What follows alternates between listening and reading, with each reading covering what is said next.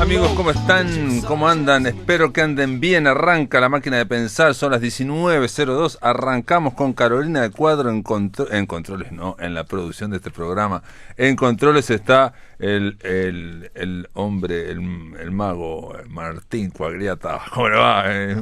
Una gran elegancia, Martín Cuagriata, como siempre, una gran elegancia para manejar los controles de la máquina de pensar. Amigos, hoy, esta semana, estamos siendo, como siempre, bastante surtida. Ayer estuvimos hablando con la encargada, con una de las encargadas de la gestión cultural de el Museo Histórico Nacional, y hoy estamos, vamos a hacer una conversación, una charla transoceánica. Del otro lado del océano Atlántico, allá en Madrid, está María Tena, la escritora María Tena. ¿Cómo andás, María? ¿Andás bien? Muy bien, bueno, estamos muy bien y muy mal, ¿no? Al mismo tiempo. Nosotros estamos bien, pero alrededor, pues es todavía está la cosa complicada. Pero bueno, vamos a salir y vamos a salir todo, y va a salir todo el mundo, que es lo importante, ¿no? Que salga todo el mundo mundial, nunca mejor dicho, ¿no? Todo el mundo mundial. María Tena es una escritora, ustedes la conocen porque, bueno, ha aparecido muchas veces aquí en La Máquina de Pensar. Hemos estado hablando cuando con el Todos Somos Raros de tu último libro. ¿Cómo se llama el último libro? Nada que no sepas. Nada que no sepas, increíble, qué bache increíble. Lo presentamos en el Centro Cultural de España, Nada que no sepas. Es una novela hermosa, ganó el premio Tusquets, ¿no? Sí, el Tusquets. El Tusquets. Sí. Uy, cómo estoy. Y aparte es una es verano. Una novela que, bueno, allá es verano, aquí estamos en otoño. Es una novela que de alguna forma recrea parte, digamos, imaginariamente parte de tu vínculo con Montevideo, con Uruguay. Sí. María está vinculada a Uruguay, está vinculada a nosotros, porque vivió acá, pasaste parte de tu infancia acá, de tu adolescencia, y entonces obviamente es momentos en que uno crea vínculos, o por lo menos que se va generando, ¿no? Se dice que para un escritor la infancia es la patria del escritor, pero yo siempre reivindico algo que dijo Max Aub, ¿no? Que es que Max Aub decía que uno es de donde ha hecho el bachillerato. También es verdad, ¿no? Sí, decía eso, ¿no? Que la patria del escritor es la infancia, ¿no? Que es donde encuentra todo, donde es un poco verdad, ¿no? O sea, y cuando vas siendo mayor, cada vez más, ¿no? Cuando eres mayor, te acuerdas mucho más de las cosas de la infancia, ¿no? Tienes como ese recuerdo de una infancia feliz, de una infancia, aunque no fuera tan feliz, pero esos momentos en que empieza todo, ¿no? Que tienes el disco duro lo tienes limpio, entonces todo se te queda ahí, ¿no? Luego ya te vas liando, ¿no? Y ya cada vez es más complicado acordarse de cosas con profundidad, ¿no? Pero sobre todo para el escritor, que se alimenta, digamos, de la imaginación, y la imaginación a la vez se alimenta de la memoria, ¿no? De alguna forma que no sabemos muy bien cómo se alimenta. Yo siempre menciono algo que leí en la autobiografía de Graham Greene, ¿no? Que no me gustó demasiado, pero hay un momento en que Graham Greene dice que cada vez que le pasaba algo muy interesante, ¿no? Realmente impresionante, iba a emborracharse para olvidarse de eso, porque dice, porque el olvido es el pasto de la imaginación. Qué bueno, buenísimo, ¿no? O sea, es la idea de que yo quiero olvidármelo, porque esto no lo voy a escribir nunca igual, sino que quiero que pase al inconsciente, al olvido, porque después va a volver de otra manera, con otra fuerza, ¿no? Onetti también decía que toda su literatura se alimentaba prácticamente de lo que vivió en los años de la adolescencia, de la infancia, ¿no? Digamos, básicamente sí. De esa patria, ¿no? Sí, y curiosamente la memoria, cuando eres escritor, sabes que es parte de tu alimento, ¿no? Es que necesitas eso, ¿no? Yo, precisamente ahora, con este encierro, me han pasado cosas muy curiosas con la memoria, cosas de las que nunca me había acordado. Pues al tener tanto tiempo, estar tanto pensando en la novela que estás escribiendo, y eso te empiezan a ver sí como huecos en la memoria, cuando tienes tantas horas de estar sentada escribiendo y leyendo, ¿no? Y esta vez me ha pasado una cosa muy curiosa. Yo soy una persona súper positiva, siempre hablo de cosas que no sean desagradables, que no tan... Y de repente me he empezado a acordar de todas las faenas, de todas las, iba a decir putadas, pero no se puede decir, todas las faenas que me han hecho en mi vida, ¿no? De repente se me han abierto como unos huecos de momentos en los que alguien me ha fallado completamente, y eso no sé si va a ser una novela, no sé, o sea, yo estoy escribiendo otra novela, ¿no? Pero eso va a acabar siendo algo, ¿no? Porque es tan raro que una persona que siempre es positiva, que siempre se olvida de las cosas, de las faenas que te hacen y tal, de repente, por estar encerrada durante horas y horas sola en una casa, te empieces a acordar de esas cosas. Es curiosísimo, ¿no? Es curiosísimo cómo funciona nuestra mente, nuestra imaginación y nuestro corazón también. Claro, cosas claro. de las que no sabías que te acordabas, Exacto, ¿no? sí, de acuerdo. Vale. Y es parte, digamos, esos recuerdos que aparecen sin saber por qué, en general ya tienen en sí mismos esos recuerdos, y eso incluso, digo, estamos hablando en general, yo hablaría en general, no solamente a los escritores, sino esos recuerdos que asaltan, lo primero que uno tiene la reacción es a contárselos, a contarlo, a narrarlo, a decir, me acordé de esto y contárselo. Digamos, una persona normal va y se lo cuenta a otra y dice, ¿no podrás creer que me acordé de tal cosa? Pero un escritor puede contarlo, digamos, literariamente, pero me refiero que la idea de narrar, de contarla, ya viene con ese recuerdo. Sí, completamente. Además, son recuerdos muy vividos, ¿no? O sea, nunca te habías vuelto a acordar de eso, de que un novio en un momento te hizo una gran faena, te dejó a punto de casarse con otra, así que no te había dicho nada. Bueno, cosas de esas que pasan, le pasa a todo el mundo, que le pasan accidentes, pasan cosas tremendas en la vida, ¿no? Pero que las perdonas y te vas olvidando para no sufrir, ¿no? Y de repente que empiecen a aparecer esas escenas como si las acabaras de vivir, te da muchas ganas de escribirlas, ¿no? Obvio, te da obvio. muchas ganas de escribirlas, hay que usarlo, ¿no? eso hay que usarlo, María. Tan literal y con tantos detalles, ¿no? Me acuerdo con tantos detalles de algunas cosas. O sea, este chico que me dejó por otra y que se casó al mes de dejarme a mí, me pidió que fuera a la boda, porque claro, nadie quería verle, estaba todo el mundo enfadado con él porque yo no iba, porque total, que fui a la boda y a la vuelta volví a casa, empecé a ver las cajas de fotos de aquel romance, y era como una cosa ficticia, ¿no? Tengo que ver estas fotos porque no puedo creer que hace un mes estaba yo con este tipo y ahora se ha casado delante de mí, ¿no? Pero esas cosas que no, gracias a Dios, no pasan muy a menudo, pero que son una especie de alimento para la ficción buenísimo. Claro. Sobre todo eso que es muy difícil de narrar, que es esa sensación de en la vida estar viviendo como una ficción, ¿no? O sea, que eso me imagino yo que habrás pasado, y es muy difícil de narrar, digamos, ¿no? O sea, pero se narra con otra historia, ¿no? Se expresa de otra manera, esa emoción, esa sensación, que es, si se pudiera poner en palabras, se haría un ensayo, se haría una cuestión médica, sería, mira, ocurre aquí tal cosa, tal otra. No se puede poner, la única forma de comunicar esa sensación de estar viviendo, hay que transmutarlo, hay que ponerlo, digamos, en otra historia, ¿no? Pero con esa emoción. Y un poco es lo que estamos de alguna forma viviendo también, porque te ocurre eso a vos, pero también lo que estamos viviendo es una especie de ficción, todo el mundo lo ha dicho, ¿no? O sea, hasta principios del año, hasta el año pasado era muy quizás polémico, discutible, se podía reflexionar, algo que Ballard, el escritor inglés, ya lo dijo en el año 70, ¿no? De que la ficción va cubriendo toda la realidad, ¿no? Ballard decía en el año 70 que la ficción iba a avanzar cada vez más, y él decía que era la publicidad, que ya los políticos en los años 70 ya hablaban con guiones, cada vez todo es más libretado, con más guionado, todo cada vez más ficticio. Él le ponía el ejemplo tonto para el año 70, pero bueno, lo veía en las azafatas que te indican cómo ponerse chaleco, en fin, están haciendo una representación con un guión, todo está guionado. Entonces decía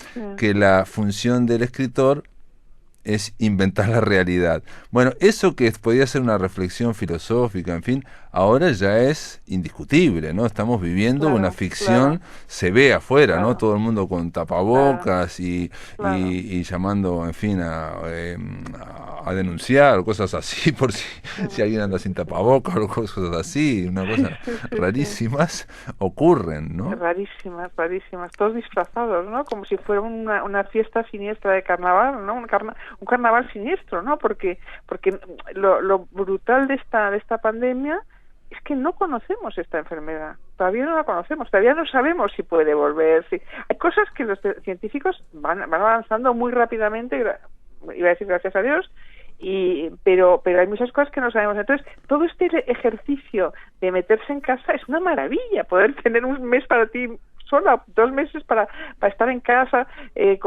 trabajando a distancia, pero muy ligeramente, y todo eso es maravilloso, pero es que el final de eso es la muerte, ¿no? O sea, es que ha muerto muchísima gente en España, ¿no? Muchísimos ancianos, muchísima gente.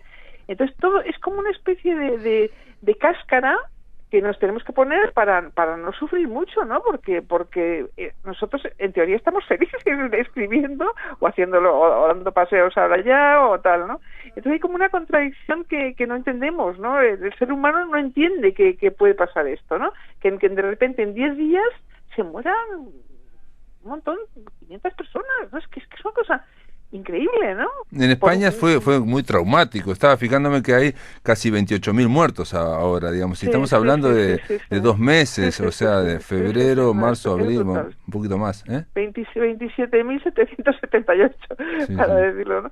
Es brutal, ¿no?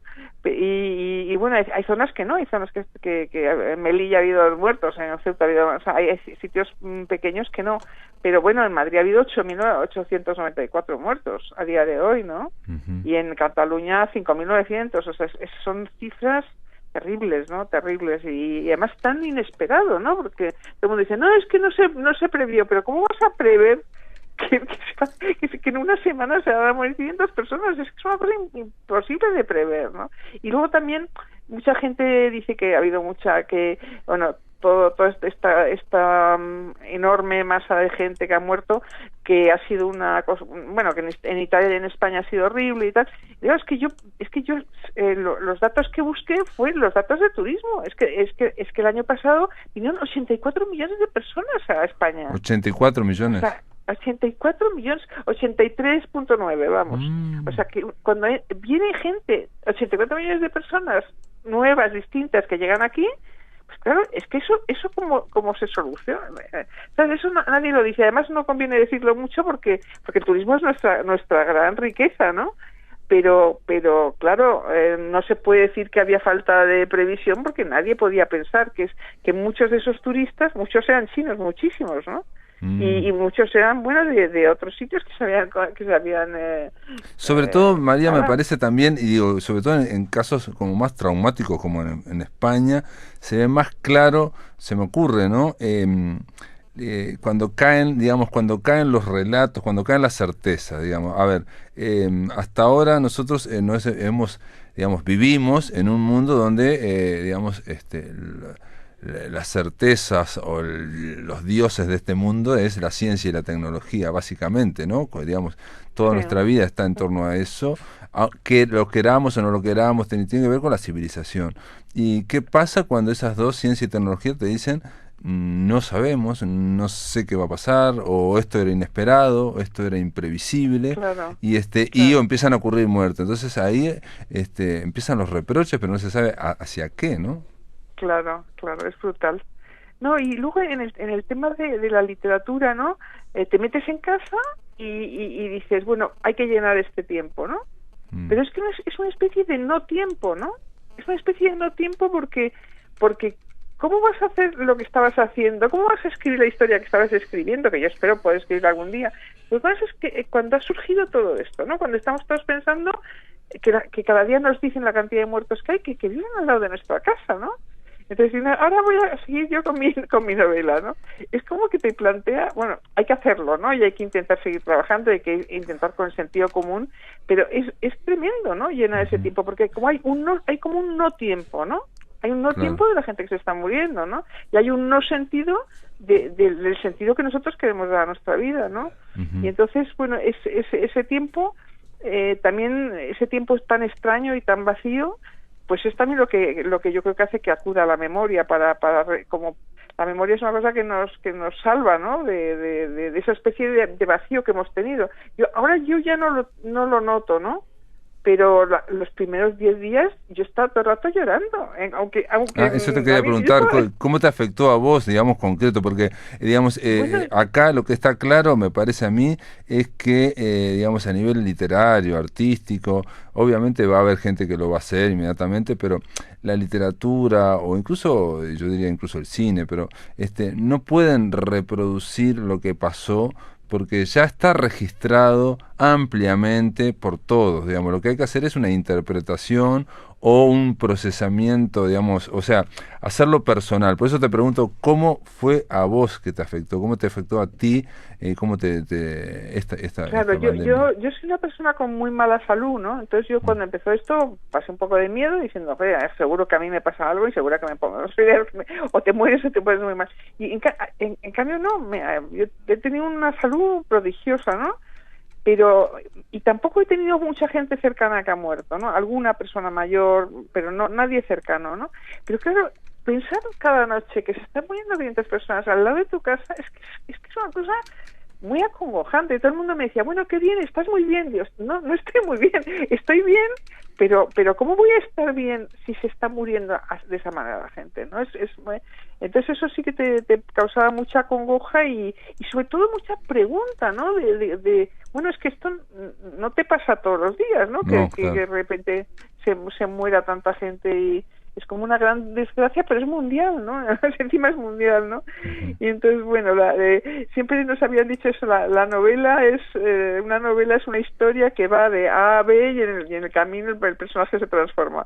Pues bueno, pues no sé ya lo que es la novela, ¿sabes? Porque efectivamente estás escribiendo una novela de una historia de amor, de no sé qué y tal, y de repente entra esto en el panorama, ¿no? Claro, pero entra Es esto, pero digo, complicado. no podemos tampoco, digamos, quizás los cronistas sí, pero digamos, registrarlo directamente, ¿no? Eso tiene que ser Claro, no está claro, está como claro. ese recuerdo que te apareció increíble de tu vida, y tampoco la idea es ponerlo exactamente igual, obviamente, ¿no? Hay que Claro, poner la claro, emoción, claro, claro, que esa emoción claro, la claro, conoces tú sola, ¿no? Digamos, ¿no? claro, Esa claro, experiencia claro, sí, digamos, se puede claro. trasladar a un personaje Sí, porque sí, es sí, sí, sí, impresionante, sí. y sobre todo por los detalles, ¿no? Los detalles íntimos, Claro, las percepciones claro. que son intransferibles, ¿no? Sí, sí, Pero sí. lo que no se No, puede, digamos, es decir, bueno, estoy escribiendo una historia de amor, bueno, lo voy a poner que está en medio de la pandemia. sí, sí, no, no, por Eso es supuesto, muy por supuesto. tosco. Aparte que yo creo que, fíjate que a partir de este momento, no sé lo que durará tal, pero ayer estaba hablando con este escritor que se llama Luis G. Martín, que es amigo mío, bastante amigo mío y Ujú. tal, y me decía, yo es que ahora solo escribo en primera persona. Digo, bueno, se puede escribir en primera, en segunda y tal, pero yo lo que sí que tengo claro que estas cosas que han pasado va a hacer como va a producir, por lo menos desde luego en mí, una especie de parte ensayística. O sea, aunque sea una novela, ¿sabes? Ujú. Aunque se escriba una novela, como que hay que pensar, hay que darle Claro, un tiempo al pensamiento ahora, después de todo esto que ha pasado, ¿no? Claro, claro. que no se ha acabado todavía, ¿no? No, no se ha acabado, Porque yo... y el tema, precisamente por eso también, el tema de, digamos, yo te decía lo de la ciencia, de la tecnología, esa cierto reproche o cierta, digamos, es ver un límite y ver, por ejemplo, entre otras cosas, no solamente no se puede explicar cómo apareció, sino cuándo termina. Tampoco se Claro, te pueden claro, contestar cuándo termina. claro, claro. Eso es Es que impresionante. ahora en España los políticos que aprovechan todo, ¿no? Son Mm. algunos políticos sobre todo, han empezado a salir a la calle juntos, todos pegados unos a otros, a pegar broncas al gobierno, el gobierno que ha estado muy volcado porque claro, está todo el día contando las cosas y intentando ser muy transparente, ¿no? Y entonces, pues bueno, la derecha está muy a por intentar sacar votos de todo esto, ¿no? Y es tan patético y tan tremendo, ¿no? Y todo eso hay que pensar qué ha pasado, ¿no? Hay que pensar cómo es el ser humano, hay que pensar qué nos ha pasado y hay que pensar cómo vamos a salir de esta, ¿no? Porque juntos y un poco unidos, como pasa por ejemplo en Portugal, los dos, la oposición y el gobierno están completamente unidos en todo lo que está pasando, pues es que se construyen cosas, pero si estamos todos queriendo barrer para casa, todo se va al garete, ¿no? No, aparte digo, hay que pensarlo como, digamos, quizás voy a hacer una comparación exagerada, pero en la guerra, ante una invasión, digamos, lo que hay es generalmente la unión, ¿no? O sea, no, pero ahí aparecen también lo mejor y lo peor de cada uno y de cada sociedad. Sí. Y aparte, te cuento otra cosa, por ejemplo, y que lo he comentado con la gente, que aquí en Uruguay, bueno, la cifra es muy baja de fallecidos en comparación. Bueno, la semana pasada,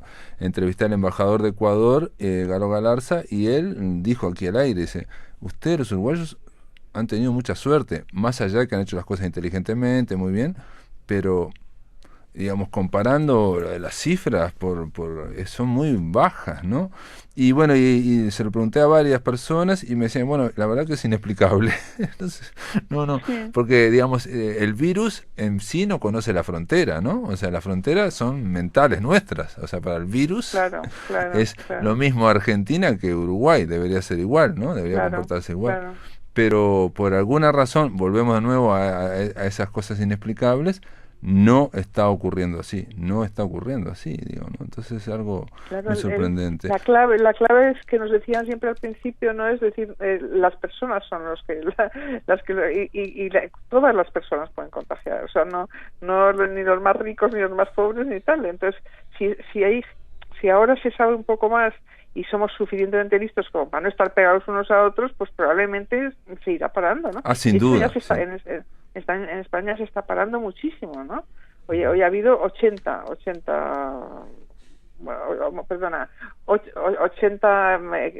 que están contagiados. Contagiados, pero que todos antes eran 500, de 500 en 500, ¿no? Era brutal, ¿no? O sea que poco a poco las cosas se van mejorando, menos mal, ¿no? Pero que no sabemos lo que es el virus todavía, ese es el problema. No sabemos, pero bueno, eso es parte también de la reflexión humana, ¿no? De los límites, de que hay que, digamos, hay que aprender de los límites, hay que asumir los límites y no y bajar un poco esa omnipotencia. Vamos a hacer una pausa, María, ¿me aguantás ahí en la línea? Muy bien. Amigos, estamos conversando vía telefónica con la escritora española María Tena, ya está en Madrid, nosotros en Montevideo y ahora viene la tanda.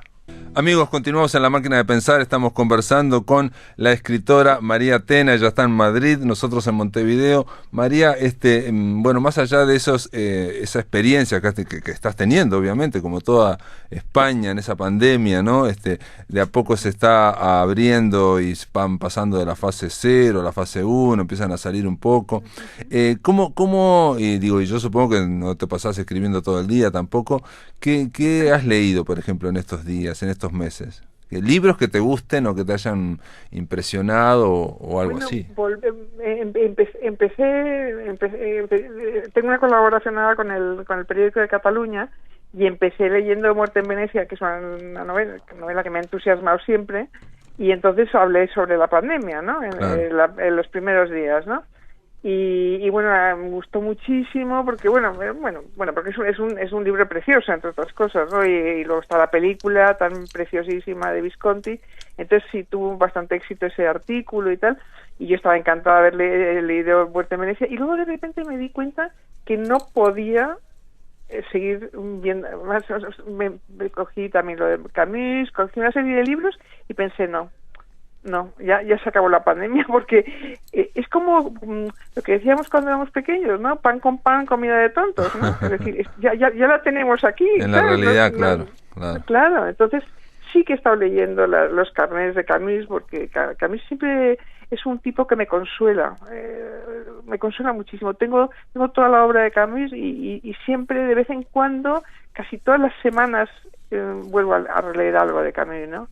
Y es un personaje que tiene esa inteligencia y tiene esa especie de bondad, ¿no? Y no sé, me gusta muchísimo. Bueno, también digamos, hablando de la omnipotencia, Camus es un escritor, un filósofo, ¿no? Alguien que ve al hombre, digamos, con sus límites, ¿no? Lo ve muy limitado y bueno, y trata de comprenderlo o de, más bien tiene una mirada como compasiva, ¿no?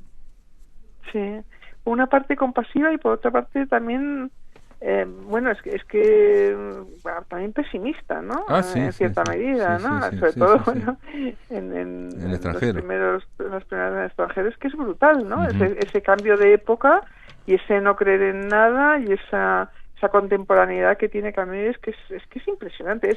Yo lo he leído muchas veces ese libro, pero he leído otras cosas. El primer hombre es mucho más luminoso, por ejemplo, ¿no? El libro que escribió antes de morir, justo antes de morir, ¿no? El primer hombre, sí, sí, que tenía algo. Es un libro verdaderamente precioso, ¿no? Mucho más luminoso pero bueno, que siempre es tan inteligente, él tiene esa inteligencia que me gusta mucho y me interesa mucho, ¿no? Y eso sí que he leído, aunque no he leído sobre la peste, ¿no? Porque ya era demasiado, ¿no? Sí, ahí está bueno, la función de la literatura, de la ficción, que es un poco también complementar, ¿no? O sea, hacernos vivir vidas que no hemos vivido. Y claro, si estamos viviendo una pandemia, ponernos a leer cómo en la ficción cómo se vive una pandemia, ahí no enriquece mucho, me parece. Claro, es que hay muchísima gente que está ahora sin parar leyendo todas estas cosas y haciendo seminarios sobre la peste y sobre, bueno, y a mí, sinceramente, ahora ya no me apetece leer estas cosas, ¿no? Me apetece leer cosas más luminosas, ¿no? He leído una novela que se llama, de una tal Sigrid Núñez, se llama El amigo, no sé si allí ha llegado, No. Está en anagrama. Pues es una historia preciosa, es una mujer que tiene joven en la universidad, tiene un amigo, muy amigo. Este amigo es un súper mujeriego y entonces se va casando con 3 mujeres y en un momento se suicida, ¿no? Y es un poco, el amigo es profesor de literatura, entonces es como la mezcla, primero de que se queda con el perro del amigo y es un problema, es un perro enorme, y por otra parte lo que es la literatura, lo que él la enseñó a ella, ¿no? De literatura. Entonces es una especie de taller, por una parte una especie de taller literario. ¿Mira? Y por otra parte es bueno, el perro ese que no sabe nunca qué hacer con él. Y la verdad es que es un libro curioso porque esta mujer él piensa mucho durante la novela, ¿no? Que yo estoy muy obsesionada ahora por no actuar tanto en las novelas que escribo, ¿no? Que no sea tan de acción, sino que sean más de pensamiento, ¿no? Lo estoy intentando. Porque yo creo que si coges bueno, estoy venga a decir coger... Sí, no pasa nada, ya te entendemos bien. Sí, es tremendo.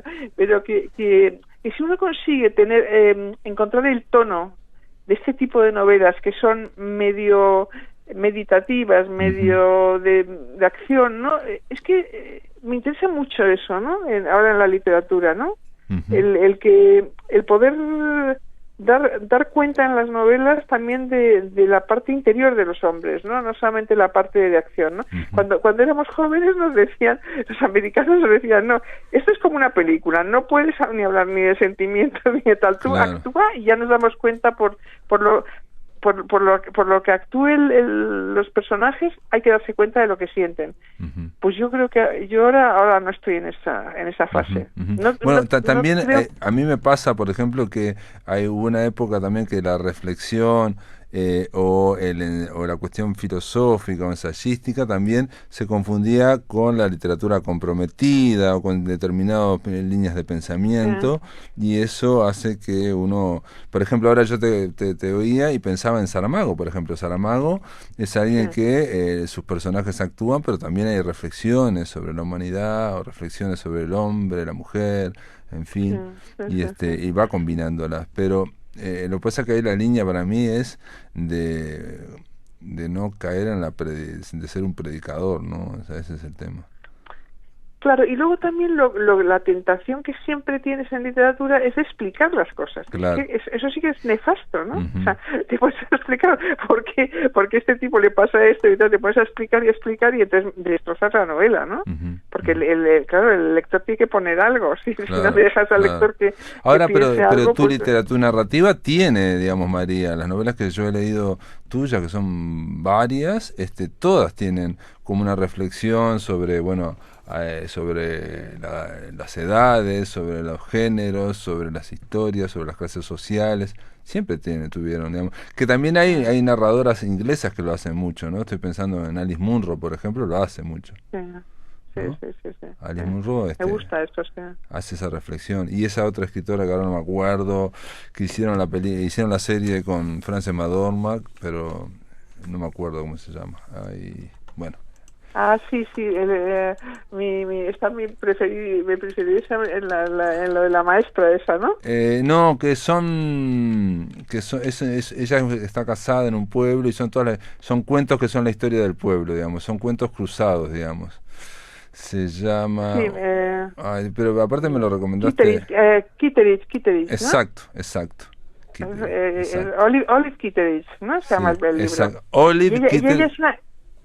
Ella es una maestra mayor que luego va a pasarles cosas, ¿no? Y su marido es un farmacéutico, ¿no? ¿Te acuerdas? Exacto. Olive Kitteridge es la novela y la serie. Digamos, la novela no, porque son como cuentos, ¿no? Son como cuentos, son como cuentos. De Elizabeth Strout. Elizabeth Strout, sí. Elizabeth Strout, ahí está. Sí. Es un libro precioso, eso sí que hay que recomendarlo muchísimo, ¿no? Sí, Olive Kitteridge. No es fácil de recordar, pero es precioso. Son relatos, pero están en un mismo pueblo con las mismas personas, entonces como que se van cruzando un poco, ¿no? Digamos, ¿no? Y nos dan la vida de la protagonista, que es Olive Kitteridge, ¿no? Y la escritora es Elizabeth Strout. Muy bien. Sí, eso fue una recomendación tuya, que agradezco mucho también, porque me gustó mucho la estructura, cómo está hecha el libro, ¿no? Es una mujer como muy seca y muy dura. Son durísimos. Una profesora vieja ya, ¿no? Y al mismo tiempo tiene una ternura, ¿no? Tiene una especie de ternura en medio, ¿no?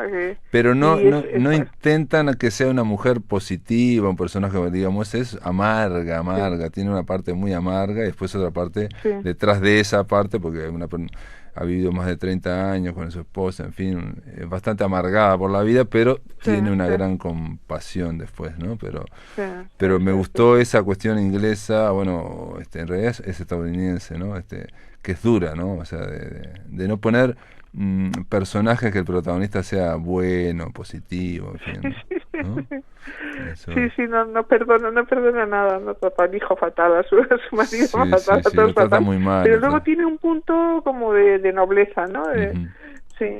Es difícil hacer esos personajes, realmente. Yo creo que esta autora que ha escrito ahora varios libros, y que siempre los libros están todo lo que escribe está bien, porque es una autora fantástica, estuvo en España, le presentamos el libro aquí, fue un exitazo y tal, pero es difícil encontrar, yo creo que ella no ha encontrado, a pesar de ese gran personaje, es muy difícil que pueda hacer otro personaje igual, muy difícil, ¿no? Está muy bien. Son esos personajes que los consigues una vez en la vida, yo creo, ¿no? Claro. Y es una maravilla. Es un libro que yo he leído un montón de veces, la verdad, porque es buenísimo, la verdad. Muy bien, pues entonces es una recomendación. Elizabeth Strout es la escritora y recomendada por María Tena y por quien les habla. María, nada, gracias por estar en la máquina de pensar. Se nos fue la hora, la verdad, nos pasamos 37 minutos, o sea, 7 minutos más. Te mando un abrazo grande y bueno, esperemos vernos en Montevideo, que con tu nueva novela, cuando vengas a presentarla. Cuando se arregle todo, me voy a Montevideo seguro. Y tú también tienes que venir aquí, ¿no? Tienes que venir un poco a España. Sí, esperemos. Si me invitan. A explicarles a los españoles el run de las cosas, ¿no? Bueno, muchas gracias, María. Te mando un abrazo grande. Un libro fantástico. Chao. Un abrazo enorme, Pablo, y a todo Uruguay y a todo Montevideo. Y a todas tus amigas. No saludaste a tus amigas. A mis amigos y... Vamos, yo soy una friki del Uruguay. Estaría allí todo el tiempo. Me encanta Uruguay. Un abrazo grande, un beso. Un abrazo. Gracias, Pablo. Hasta luego.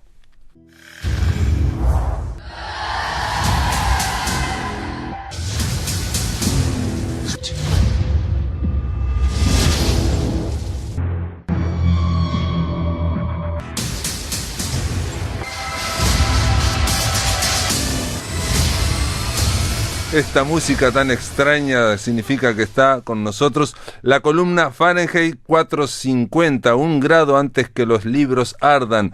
Desde Maldonado, Ignacio Fernández Palleja. ¿Cómo le va, Palleja? ¿Anda bien? Pero ¿cómo le va a usted? Acá estoy apostado esperando la llamada.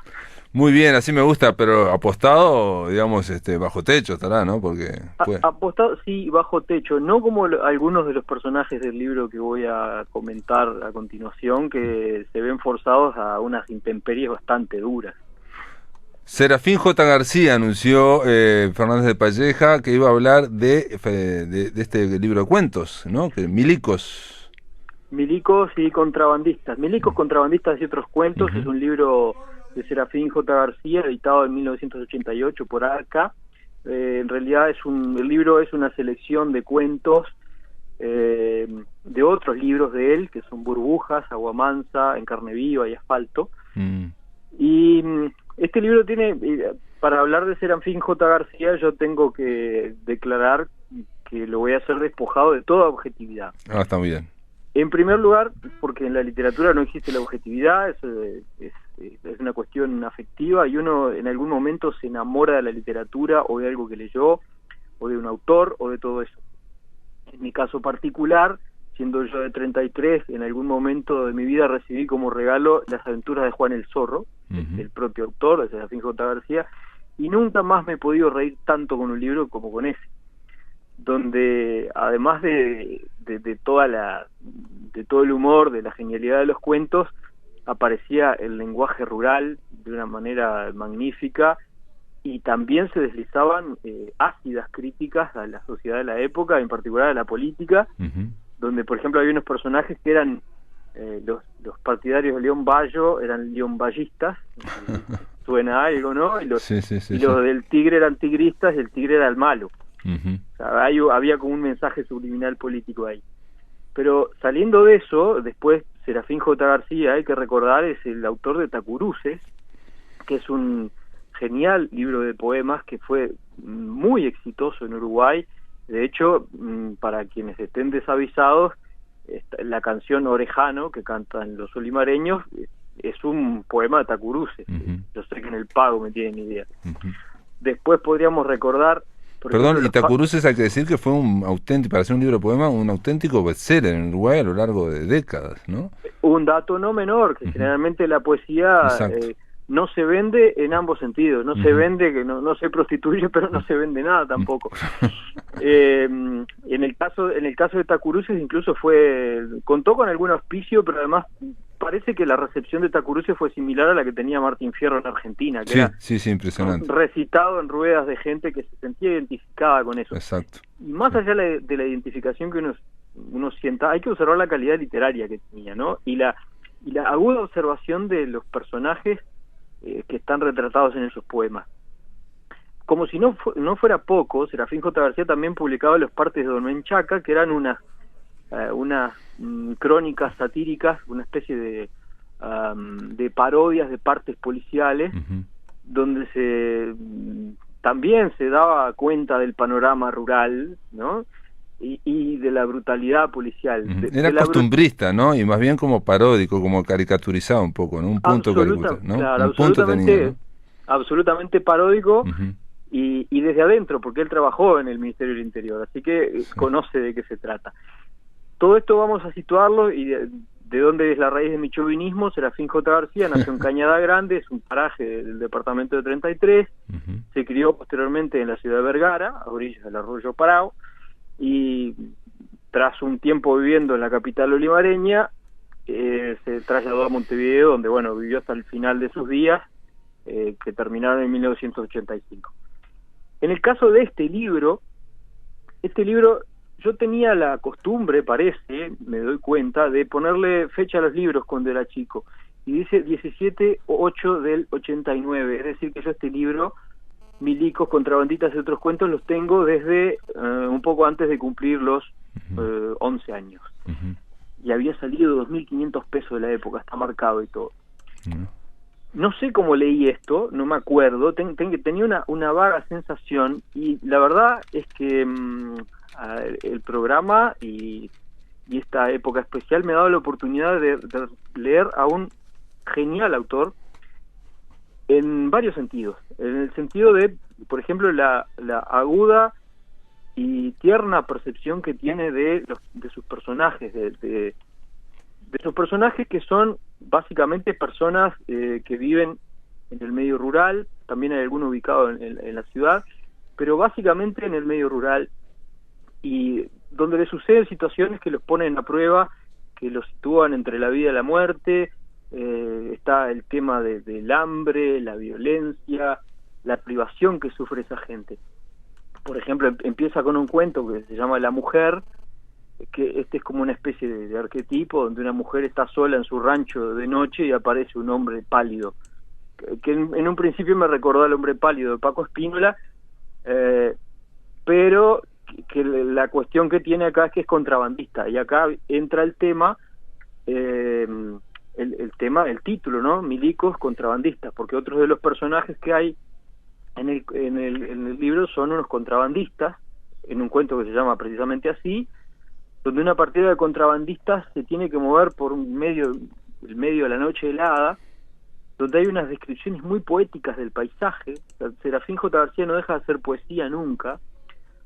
Por momentos yo tenía la agradable sensación de estar leyendo un libro de poesía, además de narrativa, sobre todo en sus descripciones del medio rural. Ahí es donde es más pródigo a nivel del lenguaje, que es una cosa que particularmente yo valoro mucho en la escritura, ¿no?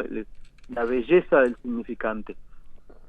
Y bueno... Perdón, pero también, digo, voy a aportar un granito muy chiquitito, también está cierta visión que tiene él como compasiva de la gente, ¿no? Incluso cuando son muy negativos o no, siempre hay como un humanismo, por llamar de alguna forma, ¿no?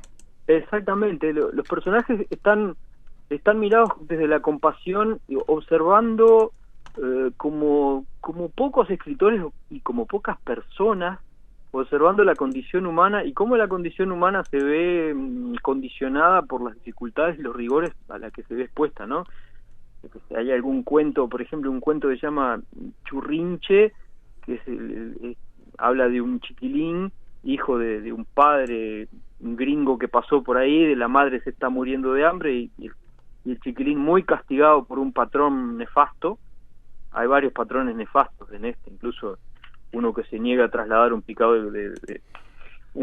por una víbora al pueblo, ¿no?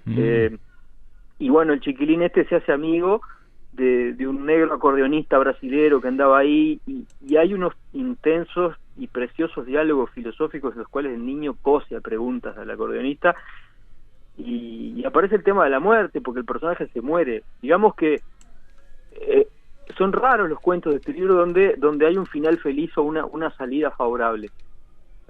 No por morbo, sino que me parece que la intención de realismo del autor hace que tenga que mostrar estos personajes olvidados, completamente olvidados, que no están ni siquiera en el pueblo, que de repente están en el medio del campo, hasta los propios milicos, ¿no? Que están vigilando ahí de noche, muertos de frío entre unos pajonales, de los cuales al jefe se le han subido las jinetas a la cabeza, tienen que perseguir a un ladrón y todo eso, y aparece el dilema moral también, ¿no? O sea, son seres humanos, sufren como seres humanos, pero de alguna manera son movidos también por las circunstancias, no solo climáticas, no solo del contexto social, sino por una circunstancia,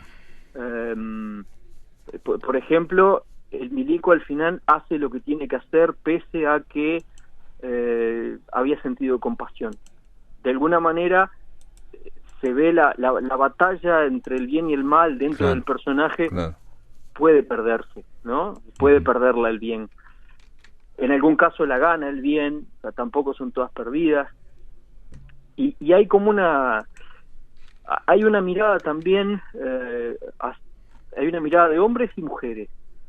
Generalmente la mujer está asociada a la tierra, a una vida más sedentaria, organizada, a la vida en familia, a la ternura, al sacrificio también, mientras que los hombres ya son más variables, ¿no? El hombre parece ser el que puede definir si se apega a la tierra o si sale por ahí, como hay unos personajes que tienen que irse por ahí porque la chicoria en el pueblo es tan grande, en el caserío donde viven, un caserío de ratas, que así mismo le llama, pueblo de ratas.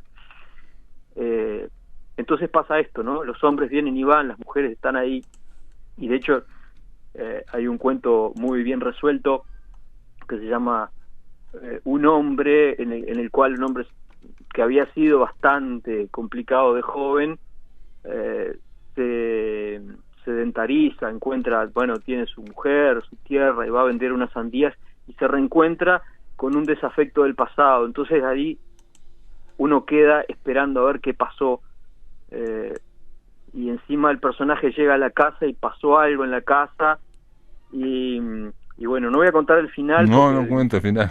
Me imagino que va a salir la gente a buscarlo.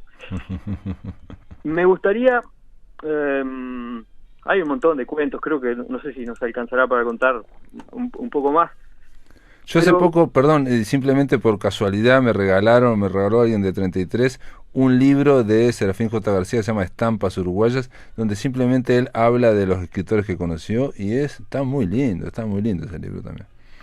Creo Mirá, que se llama ese me lo perdí. Que va hablando de que conoció a Felisberto, que conoció bueno, en fin, a otros. Hablaremos en otro momento, pero es un libro muy interesante. Estaría bueno un libro de escritores que lo conocieron a él. ¿Ah? Y te voy a decir por qué. Yo, bueno, a mí, descuéntenme el IVA, el impuesto a las tarjetas de crédito, a los ejes, el IMESI, el COFI, todo eso. Sáquenmelo porque soy de 33 y tengo una pasión por Serafín J. García. Pero Serafín J. García manejó el cuento como nadie, manejó la poesía como nadie. No cayó en el cliché, o sea, fue un tipo que aparte hizo sus cosas de manera original. Escribió literatura infantil como nadie, escribió humor como nadie. Escribió, por ejemplo, está el famoso romance del 25 de agosto, está un romance para Dionisio Díaz también, entre una infinidad de obras, de las cuales muchas quizás no he leído, ¿no? Manejó muchos géneros con una solvencia desusada, fue muy leído,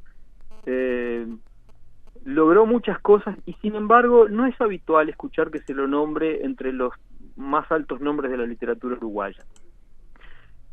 Entonces, como acá la idea es rescatar libros y autores, cabe preguntarse por qué. Yo tengo alguna hipótesis, y es que posiblemente en algún momento alguna generación haya sido un poco refractaria a lo que consideraba costumbrismo, ¿no? De esto se ha hablado, que claro, la generación del 45 fue un poco dura, sí, con algunos autores que venían de fuera de su grupo, estaría para investigar, y le faltó a Serafín quizá un gran publicista, que fue el exilio. Por ejemplo, a otros escritores uruguayos que se nombran rápidamente, de apellido italiano, generalmente se los recuerda mucho por lo que escribieron, pero también mucho porque tuvieron el envión publicitario de haber publicado fuera del país. Y a nosotros parece interesarnos mucho lo que viene de afuera, o lo que es nuestro y es reconocido fuera de fronteras. Cosa que en el caso de Serafín no me consta que haya excedido mucho las fronteras del Uruguay. Sí, bueno, también hay otros, yo supongo que también es como una... estoy pensando, por ejemplo, en Morosoli, digamos, y a veces, viste que las investigaciones, o por ejemplo en Felisberto, que no es muy leído aquí, pero debe ser el escritor uruguayo más estudiado en todo el mundo, ¿no? Y es pasto de eruditos, porque es increíble lo que se estudia Felisberto. O sea, ahora te estaba escuchando y pensaba si la propia actitud del propio Serafín J. García no era la de un escritor, y por eso me acordé de Felisberto o de Morosoli, no era la del escritor, ¿no? La del autor nacional, el narrador, ¿no? Esa pose de escritor me parece que no la tenía, digamos. Tal vez estaba tan ocupado mirando el alma humana que se olvidaba de parecer escritor. Bueno, puede ser. A mí me da siempre que Serafín parece que siempre está como pidiendo permiso, y como dijiste vos, tiene una gran producción, pero como que siempre está, sí. Por ejemplo, en esas estampas habla con Emilio Oribe y dice que van a la misma distribuidora de libros, y claro, y Oribe le dice, los míos están todos acá, no se vendió nada, y los suyos, dice, no sé por qué, decía Serafín. Y lo escribe, le dice, no sé por qué, dice, y tal pidiendo vez, disculpas. y tal vez está un poco el tema de la condena al bestseller, ¿no? Sí. Puede pasar eso también. Sin duda. Es un fenómeno interesante, y también está el hecho de que de pronto, el público que más puede identificarse rápidamente con la obra de Serafín J. García por los personajes, por cómo hablan los personajes, es un público del interior, más disperso, al que de pronto no se abroquela tanto a la hora de defender a un autor. Bueno, no sé, han cambiado los gustos, el interior ya no es el interior, pero lo que sí que queda claro es que Fernández Palleja, ya la otra vez propusiste una traducción de un libro, el de García Chile, y ahora estás proponiendo la producción de un libro, que no estaría nada mal, de gente recopilar gente que ha conocido a Serafín J. García. No estaría nada mal esa idea, ¿no? A la hora de proponer yo propongo, el tema es que alguien lo haga, obviamente, ¿no? Bueno, pero ya lo vamos anotando, Fernández Palleja, nosotros lo anotamos. Pero es interesante tener en cuenta y recordar que ha habido autores enormes desde el punto de vista literario, que de pronto han quedado un poco a un lado del canon. ¿Y por qué? Había que preguntarse por qué. Muy bien. Gracias por estar en La Máquina de Pensar. La idea de Fahrenheit 450, la idea de toda La Máquina de Pensar es precisamente complejizar o mostrar la diversidad cultural que hay en el canon, o que debería haber en el canon uruguayo. Y en realidad el canon no sé si nos importa tanto. Te mando un abrazo grande y gracias por estar en La Máquina de Pensar. Otro abrazo, el mismo, y nos vemos. Amigos, se terminó La Máquina. Mañana, ahora viene el informativo. Mañana seguimos aquí a partir de las 19 horas. Que lo pasen muy, pero muy bien.